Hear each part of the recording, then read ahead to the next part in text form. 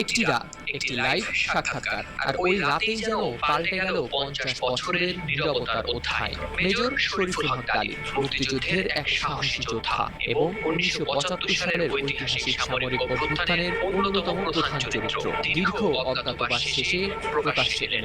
ইউটিউবে সাংবাদিক ইলিয়াস হুসাইনের বিশেষ লাইভ শোতে, যার শিরোনাম ছিল বিশেষ লাইভে যুক্ত আছেন বীর মুক্তিযোদ্ধা মেজর ডালিম বীর উত্তম। ইলিয়াস হুসাইন তাকে পরিচয় করে দেন জাতির সূর্য সন্তান হিসেবে। কিন্তু এই লাইভ শুধু সাক্ষাৎকার নয়, এটি যেন 15 আগস্ট 1975-এর ঘটনা প্রবাহ নিয়ে নতুন এক ইতিহাস উন্মোচন। ডালিম শোনালেন তার জীবন কাহিনী, মুক্তিযুদ্ধের অভিজ্ঞতা এবং সেই সময়ের রাজনৈতিক ষড়যন্ত্রের গভীর রহস্য।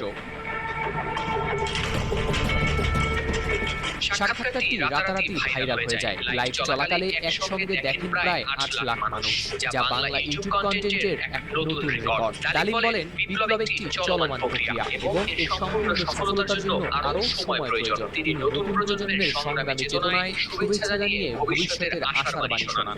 মেজর ডালিমের সাক্ষাৎকারে তিনি বলেন, 15 আগস্টের ঘটনা কোনো হঠাৎ ঘটে যাওয়া বিষয় ছিল না, এটা মুক্তিযুদ্ধের সময় শুরু হওয়া কিছু ঘটনার ধারাবাহিক ফল। তিনি জানান, তখন শেখ মুজিবুর রহমানের নেতৃত্ব নিয়ে অনেকের মধ্যে অসন্তোষ ছিল। কিন্তু কোনো বিচ্ছিন্ন ঘটনা না, এটা সূত্রপাত হয় মুক্তিযুদ্ধ চলাকালীন অবস্থায়। আমরা বুঝতে পেরেছিলাম যে বাংলাদেশে মুক্তিযুদ্ধটা অ্যাকচুয়ালি কাদের যুদ্ধ হতো, থেকে আমাদের আমরা আমাদের যুদ্ধ করে স্বাধীন করবো, নাকি এটার পেছনে অন্য কোনো উদ্দেশ্যে কাজ করতো। যখন 7 দফাতে চুক্তি করে নজরুল ইসলাম আর তাজউদ্দিনকে পারমিশন দেওয়া হলো টু এস্টাবলিশ প্রভিশনাল গভর্নমেন্ট, ডালিমের দাবি মুজিব মারা যাননি, বরং সেনা অভ্যুত্থানের অংশ হিসেবে তিনি নিহত হয়েছেন। সেই সময় মানুষ এই ঘটনার পর যে উল্লাস প্রকাশ করে, এতে বোঝা যায় অভ্যুত্থানের প্রতি তাদের সমর্থন ছিল। মুজিব তো মারা যায় না, মুজিব নিহত হয়েছে একটা সেনা অভ্যুত্থানের ঘটাকালে। সেনা অভ্যুত্থান তো আর খালি না, ওদের দুই পক্ষ থেকে এগুলো এছাড়া মেজর ডালিম বাংলাদেশের মুক্তিযুদ্ধের হতাহতের সংখ্যা নিয়েও তুলে ধরেন তথ্য। তিনি বলেন, মুক্তিযুদ্ধে 30 লাখ নয়, এক সাক্ষাৎকারে শেখ মুজিবের ভুলেই নাকি প্রতিস্থাপিত হয়েছিল এই হতাহতের সংখ্যা, যা দেশে বিদেশে জন্ম নিয়েছে তুমুল সমালোচনার।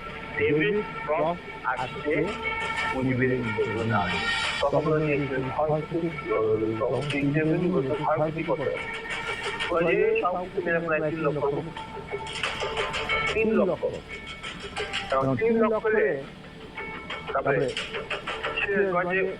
পরে আমাকে বলতেন যে আমি কোনদিন ভাবতে পারি না যে মুজিব ইংরেজিতে কথা বলবে। আমি বলছি যে বাংলাতে কথা বলবো।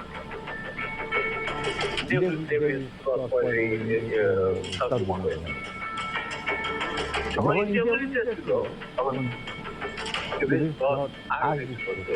what do you think is the losses of life in so-called Asian freedom struggle? When it was a 3 million. 3 lakh বানানো হলো 3 million. ওই কেন্দ্রে গেছে রিপোর্ট বানানো শুরু হলো 3 মিলিয়ন বসুন্ধরা টিস্যুতে ছাড়ের ছড়াছড়ি। বসুন্ধরা টিস্যু নিয়ে এলো নিশ্চিত ছাড়। পাশাপাশি তিনি তার স্ত্রীকে নিয়েও তুলে ধরেছেন নানান তথ্য এবং সেই সময়ে তার স্ত্রীকে হাউস অ্যারেস্ট রেখে দেওয়া হয়নি পাসপোর্ট, মরণ ব্যাধি ক্যান্সারে আক্রান্ত হওয়ার পরেও করতে দেওয়া হয়নি কোনো চিকিৎসা।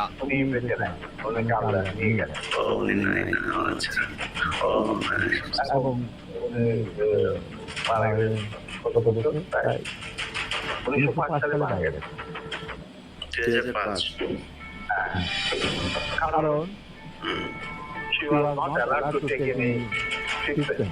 She was on the house arrest. Major ডালিম জুলাই বিপ্লবের প্রতি সমর্থন জানিয়ে বলেন, বিপ্লব একদিনে শেষ হয় না। বর্তমান প্রজন্ম ফ্যাসিবাদের বিরুদ্ধে যে লড়াই চালাচ্ছে তা সাহসী, তবে সম্পূর্ণ বিজয়ের জন্য আরো সময় লাগবে। ডালিম জানান, তিনি তার অভিজ্ঞতা দিয়ে এই বিপ্লবীদের পাশে থাকতে প্রস্তুত। তোমাদেরকে ভয় করলে চলবে না, সজাগ থাকতে হবে। আগামী দিনে যত কঠিন সংগ্রামী হোক, সেই সংগ্রামে আল্লাহর উপর ভরসা করে তোমাদের যুদ্ধে ময়দানে পাথরের মতো ইস্পাতের মতো লৌহ কঠিন সূত্র এনে দাঁড়াতে হবে এই ভারতীয় সম্প্রসারণবাদী হিন্দুত্ববাদী ভারত, যার কবজায় আমরা প্রায় চলে গিয়ে সেই অবস্থান থেকে সেই ৭১ বছর আর কি স্বাধীনতা আমাদের অর্জন করতে হবে।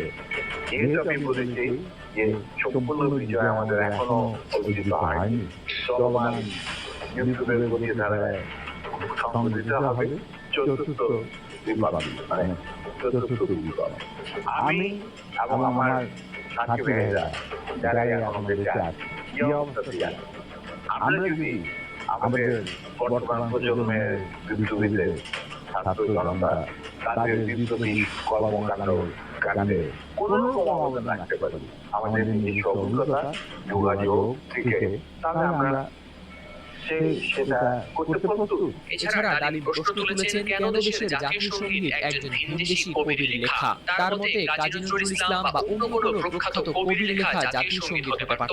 এই মন্তব্য সোশ্যাল মিডিয়ায় তুমুল আলোচনার জন্ম দেয়। এই রবীন্দ্রনাথ ঠাকুর একজন ইন্ডিয়ান নাগরিক এবং ইন্ডিয়ার জাতীয় সঙ্গীতের রচয়িতা।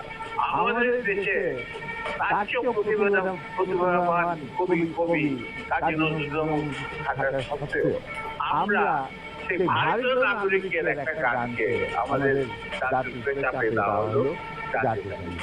পৃথিবীর ইতিহাসে এমন কোন নজির আর দ্বিতীয়টা আছে বলে আমি মনে করি। নজরুল ইসলামকে আমরা জাতীয় কবি আখ্যা দিয়ে আছি, তাহলে নজরুল ইসলামের গান শোনা হলো না বা অন্য কারো গান হতে পারে। লাইভ সাক্ষাৎকারটি ১৭ ঘন্টায় দেখেছেন ৬৫ লাখেরও বেশি মানুষ আর মন্তব্য করেছেন ৩৮,০০০-এরও বেশি। অনেক দর্শক ডালিমকে আখ্যায়িত করেছেন জাতীয় বীর হিসেবে। কেউ বলেছেন আমার বাবার বলা ইতিহাসের সাথে ডালিমের কথা মিলে যায়, আবার কেউ বলেছেন আজ বুঝলাম আমাদের ইতিহাসের অনেক অজানা দিক রয়েছে। আমাদের এবং বিশেষভাবে তরুণ প্রজন্মের প্রতি আমার শেষ বক্তব্য যে আমাদের অভিজ্ঞতা থেকে যদি তাদের বিপ্লবকে এগিয়ে নেওয়ার স্বার্থে তাদের লক্ষ্য অর্জনের লক্ষ্যে কোনো কিছু অবদান আমরা রাখতে পারি, তারা মনে করেন তাহলে আমরা কিছু পার করব। এই সাক্ষাৎকার শুধু একজন প্রাক্তন সেনা কর্মকর্তার কথা নয়, এটি মুক্তিযুদ্ধ ও পরবর্তী সময়ের ইতিহাসের গুরুত্বপূর্ণ দলিল। মেজর ডালিমের এই প্রকাশ্য উপস্থিতি ইতিহাসের অজানা অধ্যায় নিয়ে নতুন আলোচনার সুযোগ তৈরি করেছে। হাওলাদার শামীম, RTV।